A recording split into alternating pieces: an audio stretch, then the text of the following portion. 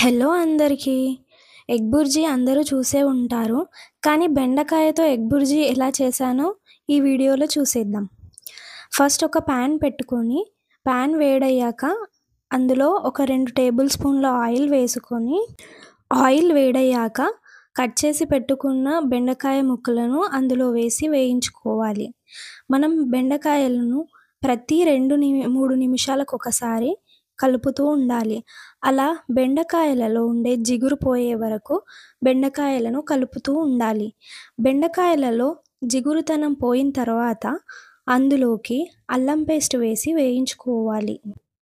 అల్లం పేస్ట్ వేగాక అందులోకి సరిపడా పసుపు, కారం, ఉప్పు వేసుకొని ఒకసారి మంచిగా కలుపుకోవాలి. అలా ఒక నిమిషం కలుపుకున్న తరువాత అందులోకి 2 గుడ్లను పగలగొట్టుకొని వేసుకోవాలి. మనం ఎగ్స్ పగలగొట్టి వేసుకున్న తర్వాత మంటను హై ఫ్లేమ్‌లో పెట్టుకోవాలి.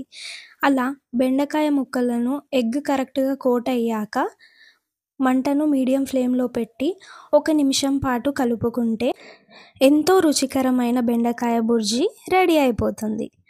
మా హస్బెండ్ బెండకాయ జిగురుగా ఉంటుందని తినడానికి ఇష్టపడరు.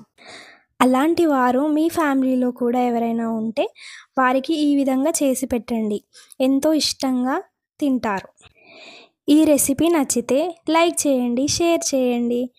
మీరు ట్రై చేసి ఎలా వచ్చిందో కామెంట్ చేయండి. Please subscribe to my channel. Thank you all.